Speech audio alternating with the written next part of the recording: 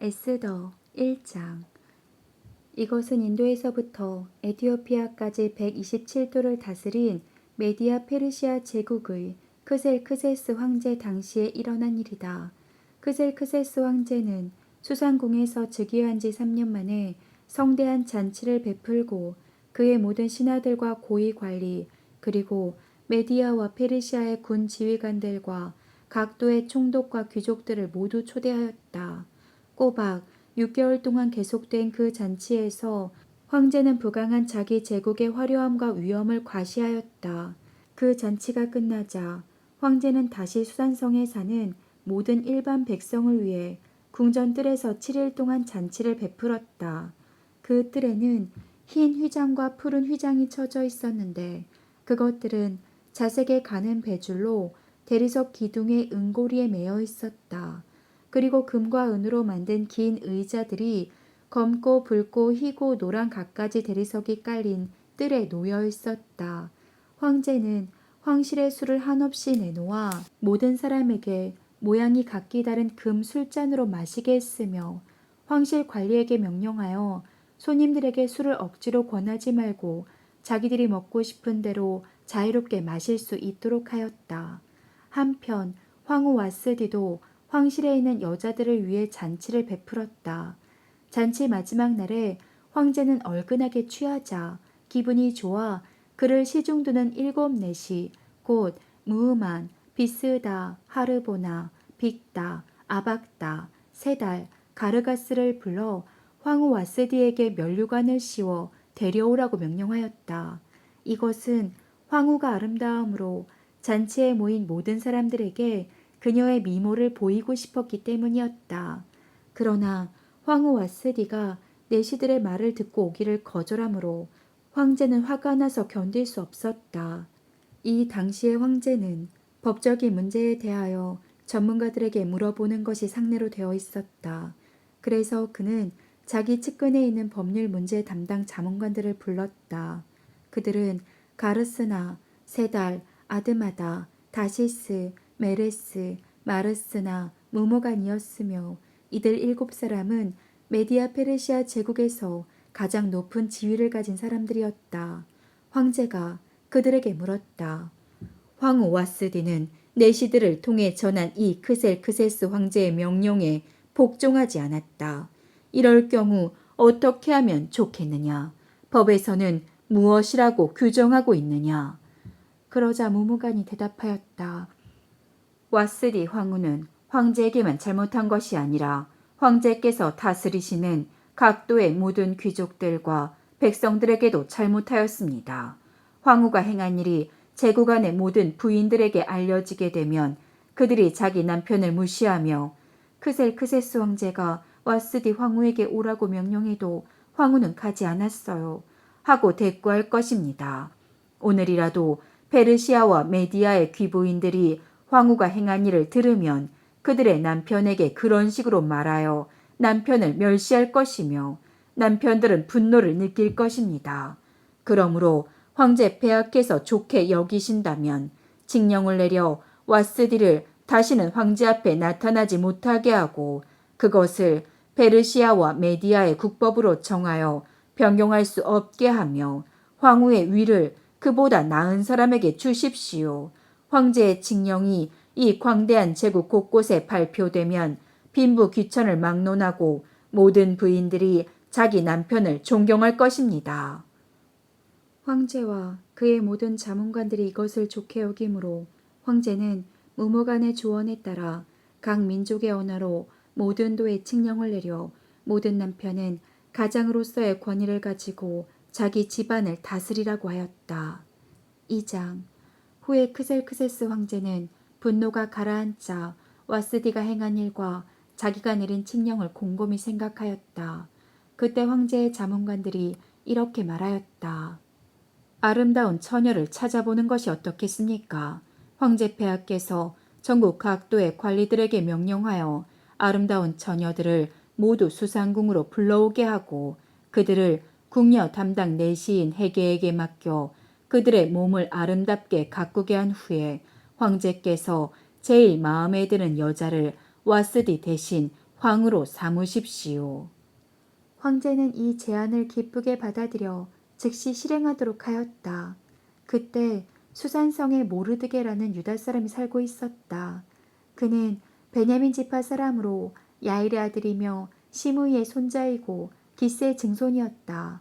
전에 바빌론의 느부갓네살 왕이 유다의 여호야긴 왕과 백성을 예루살렘에서 포로로 잡아갈 때 모르드게도 함께 잡혀갔다. 그에게는 하다사라고도 부르고 에스더라고도 하는 사촌이 있었는데 그녀는 얼굴이 곱고 몸매가 날씬한 아름다운 처녀였다. 그 부모가 죽자 모르드게는 그녀를 자기 딸처럼 키웠다. 황제의 칙령이 반포되자 많은 처녀들이 수산성에 모여들었다. 이때 에스더도 그들과 함께 황궁으로 이끌려가서 궁녀 담당 내시 헤게의 지시를 받았다. 헤게는 에스더를 좋게 보고 호의를 베풀어 즉시 그녀에게 화장품과 좋은 음식을 주었으며 황궁에서 뽑은 7 궁녀를 그녀에게 주어 시중 들게 하고 그들을 가장 좋은 별궁으로 옮겼다. 에스더는 자기가 유다 사람이라는 것을 아무에게도 말하지 않았다.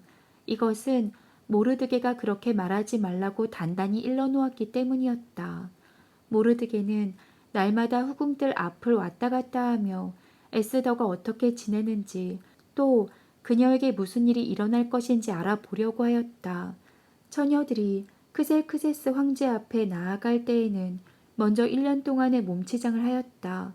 6개월 동안은 모략 기름을 몸에 바르고 나머지 6개월 동안은 향품과 화장품으로 몸을 아름답게 가꾸었으며 그 기간이 끝나면 차례대로 한 사람씩 황제 앞에 나아갔다. 그리고 처녀가 후궁에서 황궁으로 갈 때는 그녀가 원하는 의복과 장식물을 얼마든지 주었다. 그 처녀는 저녁에 황제에게 갔다가 다음날 아침에 황제의 후궁들이 사는 궁으로 돌아와 후궁 담당 내시 사하스가스의 통제를 받게 되며 황제가 그녀를 좋아하지 않아 다시 부르지 않으면 평생 황제 앞에 나아가지 못하고 거기서 살았다.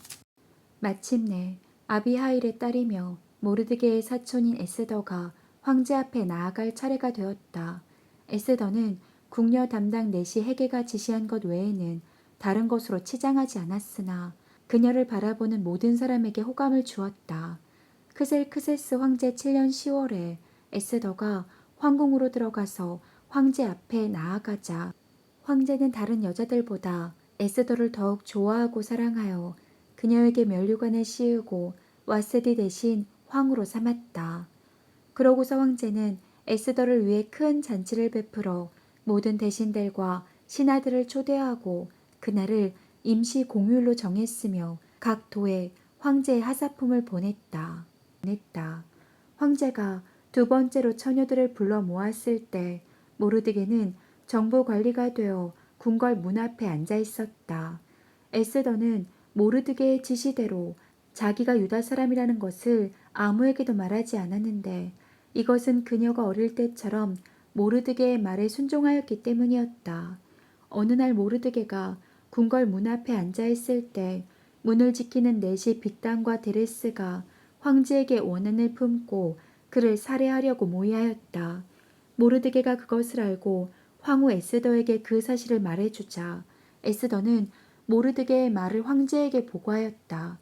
그래서 황제는 일의 진상을 조사하여 그 보고가 사실임을 알고 그 2 사람을 나무에 매달아 처형시켰으며 이 모든 일은 황제가 보는 데서 궁중 일기에 기록되었다.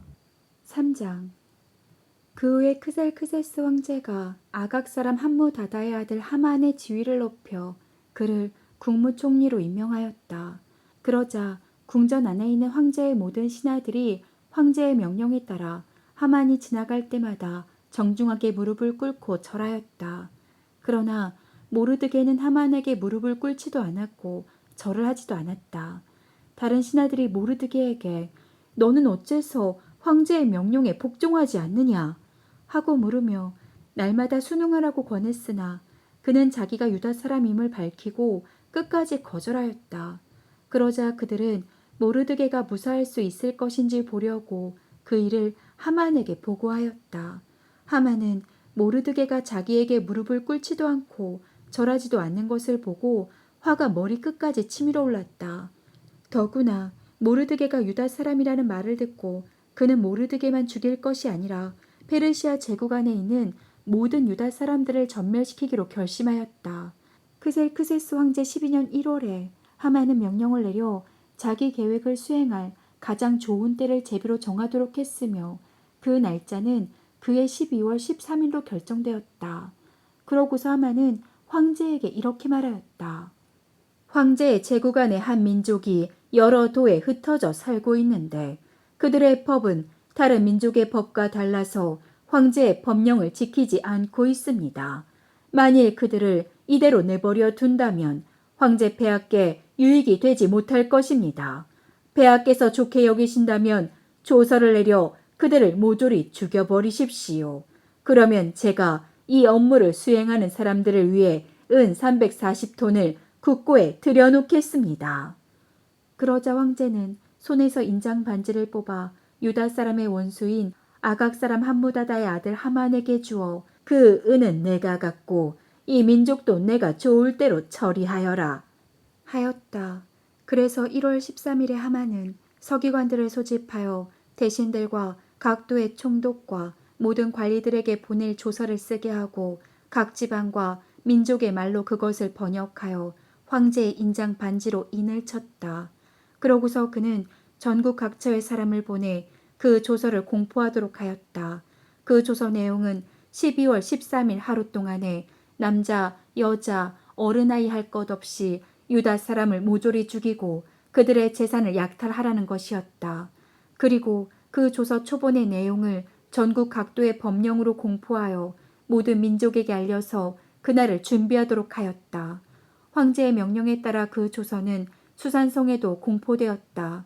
그때 황제와 하만은 함께 앉아 술을 마시고 있었으나 수산성은 혼란과 불안에 휩싸여 있었다. 4장 모르드게는 이 모든 일을 알고 자기 옷을 찢고 삼배옷을 입은 다음 티끌을 머리에 뒤집어 쓰고 대성통곡하며 성 가운데를 지나 궁전 문 앞까지 가서 멈춰섰는데 이것은 삼배옷을 입은 사람이 궁전으로 들어갈 수가 없었기 때문이었다. 전국 각도에 황제의 조서가 공포되자 유다 사람들이 크게 통곡하고 금식하며 울부짖고 수많은 사람들이 삼배옷을 입은 채 재에 뒹굴렀다. 에스더의 시녀들과 내시들이 모르드게에 관한 일을 에스더에게 말하자 그녀는 크게 근심하며 모르드게에게 갈아입을 옷을 보냈으나 그는 그것을 거절하였다. 그래서 에스더는 자기를 보살피는 황제의 내시 하닥을 불러 모르드게가 무슨 일로 그처럼 슬퍼하는지 가서 알아오라고 지시하였다. 하닥이 궁전 문 앞 광장에 있는 모르드게에게 갔을 때 모르드게는 자기에게 일어난 일과 하만이 유다 사람들을 몰락시키기 위해 국고에 들여놓겠다고 약속한 돈의 정확한 액수까지 말해주었다.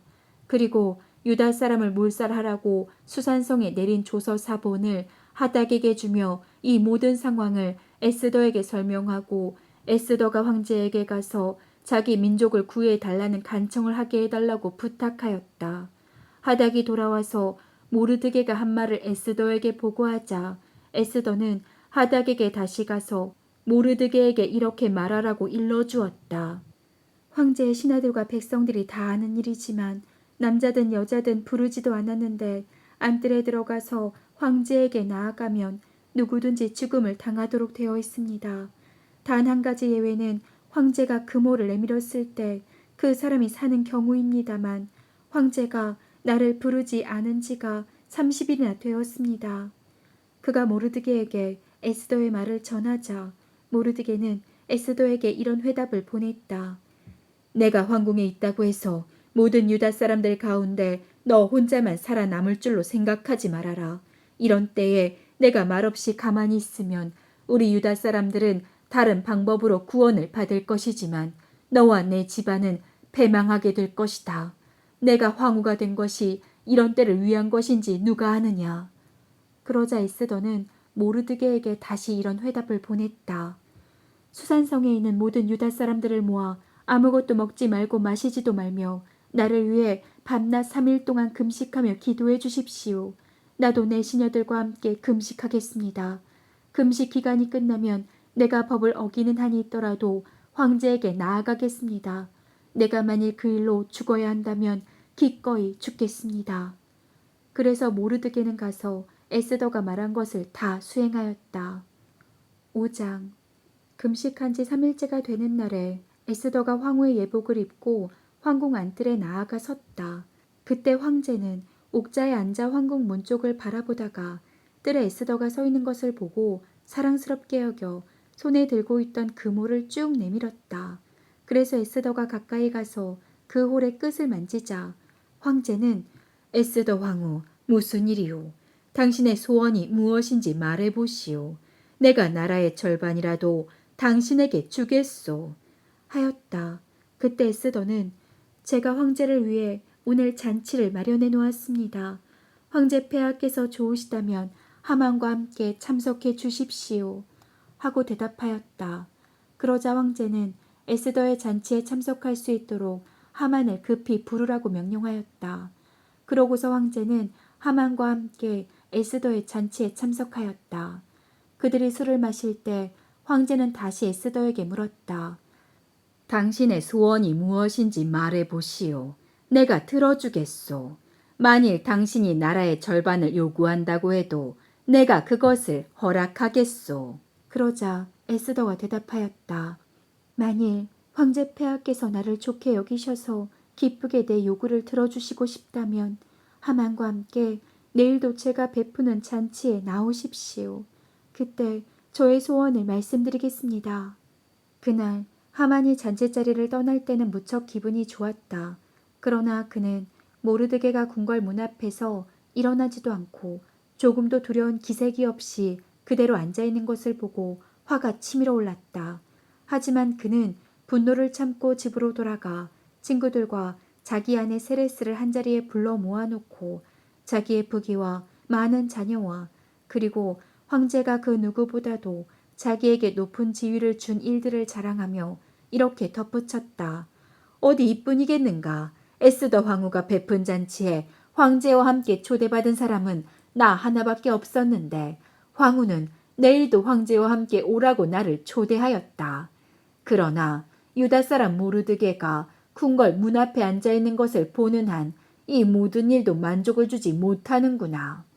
그러자 그의 아내 세레스와 그의 모든 친구들은 약 23 높이의 교수대를 세우고 다음날 아침에 황제에게 부탁하여 모르드게를 처형시키고 나서 황제와 함께 기쁜 마음으로 잔치에 나가라고 조언하였다.